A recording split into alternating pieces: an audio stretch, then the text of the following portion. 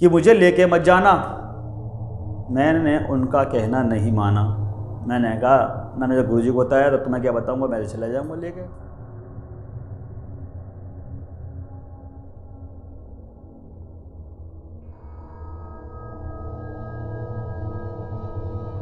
जय गुरुदेव महाराज। आदेश गुरुदेव महाराज का सभी साधकों को मैं अपना एक अनुभव बताना चाहूँगा, जो मैंने गुरु के ना मानने पर मैंने उसका फल क्या पाया अवज्ञा साधना में।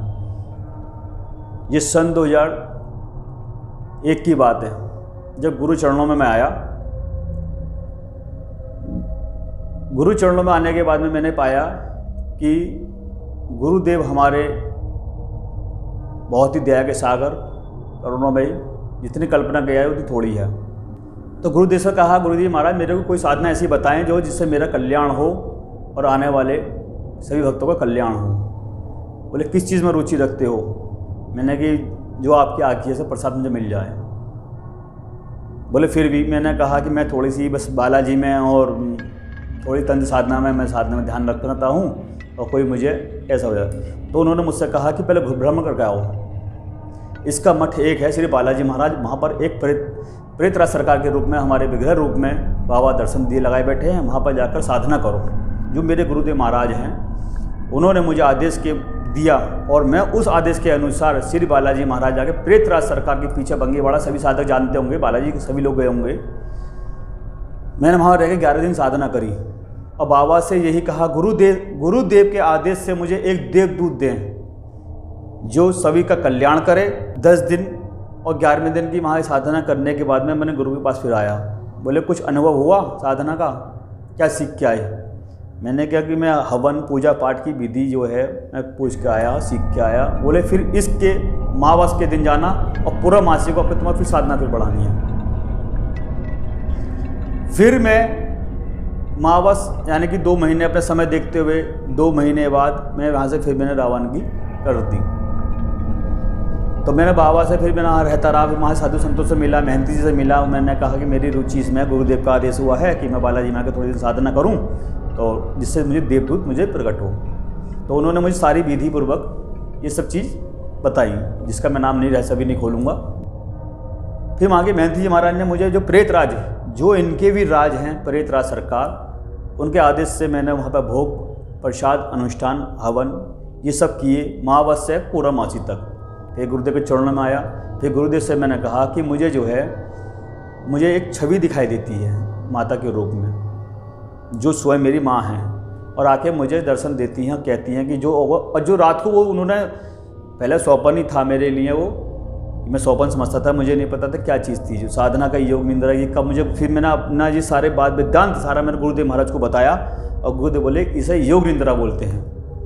जो एक सपना होता है कि सो को तुम थके हारी मजदूरी करके आए, सो गए, वो सपना हो गया। जो साधक साधना करता है और साधना में जाने के बाद में वो जो है जाप है, हवन है, कोई भी धर्म कार्य करता है उसे योग निंद्रा से कहा जाता है। तो गुरुदेव महाराज देखो यही तेरी जो तू वहाँ से बाबा से मांग के आया था, वही तेरे को देवदूत तुझे तेरी माँ के रूप में तुझे प्रसाद मिल गया है। तो धीरे धीरे मेरे अंदर लगा ओ अब तो मेरे अंदर शक्तिवास करने लगी है, तो मुझे अब जो है गुरुदेव की जरूरत क्या है। वहीं से मेरे अंदर एक अहंकार प्रवेश करने लगा और गुरुजी के सामने मैं बोला हाँ गुरु सही कह रहे हो आप। जब गुरुदेव ने मुझे आज्ञा दी थी कितने दिन की, केवल मावस पूर्णमासी की। फिर मैंने अपने दिमाग फिर गुरुदेव से मैंने कहा गुरुजी मैं फिर बालाजी जाना चाहता हूँ 1 महीने के लिए। बोले चले जाओ, जबकि उनकी इच्छा नहीं थी, उनके आदेश के अनुसार मैं जाता था तो मुझे पाया। लेकिन मैंने उस दिन क्या देखा, मेरे को जब कहाँ मेरे को हानि होती, जब मेरे को वो चीज़ मेरी माता प्रेत रूप में जो थी मुझे दिखाई देती थी और देने के बाद में जब मैं अपनी मर्जी से गया तो मुझसे माता जी बोली कि मुझे लेके मत जाना योग निंद्रा में। साक्षात जिसे हम दोनों बैठे हुए हैं ऐसे आज भी 6 ध्यान है उनकी, शिकल आदि ऐसी याद आ रही है कि मुझे लेके मत जाना। मैंने उनका कहना नहीं माना।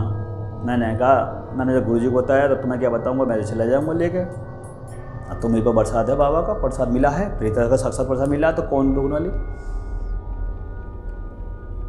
जब हम लोग यहाँ से निकल लिए, मेरा पूरा परिवार विचार बना लिया जाने के बाद में रास्ते में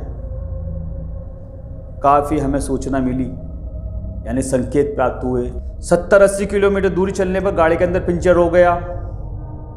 वहाँ पे भी मैंने इस बात को नहीं समझ पाया कि क्या चीज़ है, कौन रोक रहा है। विघन इतनी, ये जो प्रेत जो सहायता करते थे कल तक हमारे, वही हमारे विरुद्ध हो गए। जब विरुद्ध हो जाने के बाद में फिर हम राजस्थान पहुँच गए, राजस्थान बालाजी मोड़। तो छोटे छोटे कुकुर या स्वान, उन्हें भाषा में बोलते हैं, साधक की भाषा में कुकुर स्वान बोलते हैं, लेकिन आपकी भाषा में किसी को ना पता हो कुकुर स्वान क्या है, कुत्ता, उससे ऐसा शब्द लगेगा कुत्ता कहने में, तो साधकों के लिए कुकुर या स्वान का प्रयोग किया जाता है वाणी में। तो ये मैंने देखा कि अरे ये तो हाईवे पे तो मर जाएंगे सारे। उनकी जो बच्चों की माँ आगे चल रही, पीछे पीछे सब लाइन से चल रहे सारे स्वान, और मेरे लिए वो दृश्य था। मैंने सबसे कहा कि अरे गाड़ी तो मंदी करके साइड लगा लो, मैं इनको पिल्लों को एक साइड से कर दूँ, नहीं तो मैं मर जाएगा। जैसे ही गाड़ी से मैं उतरा, खिड़की के पास बैठा था, जैसे ही मैं गाड़ी से उतरा, उतरते ही मेरी ये कोहनी खंडित हो गई। और मैंने देखा अरे वहाँ तो कुछ भी ना। फिर मैंने देखा, जब मेरे को समझ में आया कि विघन क्यों पड़ रही हैं, एक बार हो गया, 2 बार हो गया, तीसरी बार हो गया, हादसा हो गया। जब फिर मैंने फोटो देखी माता जी की, तो देखा वो फटी पड़ी थी। मैंने कहा ये किसने फाड़ दी, छोटा बच्चा तो था नहीं कोई भी, छोटा भाई था, उसने जो है किताब मेरे जो सामग्री रखी थी वो इधर फैली पड़ी थी रास्ते में, सारे विघन ऐसे हो गए ये ले गए। फिर मैंने सोचा कि अरे नहीं, कुछ नहीं, तो होता रहता है, घटना तो घटती रहती हैं, चलते। बाबा के दरबार पाए हैं, इनकी हिम्मत क्या थी ऐसी, मतलब मैं ऐसे शब्द का प्रयोग कर रहा था कि इनकी हिम्मत क्या। मैं ये भूल चुका था, गुरु आशीर्वाद था जब पहले मेरे से कुछ नहीं हुआ। गुरु का आशीर्वाद, मैंने गुरु की परमिशन लेके नहीं आया था, और ना ही मैंने प्रेत की परमिशन ली। और ये भूल गया था कि अपने अहंकार के चक्कर में, अरे नहीं अब तो मैंने सिद्ध कर लिया 21-11 दिन की पूजा में, तो मेरे को सब कुछ प्राप्त हो गया।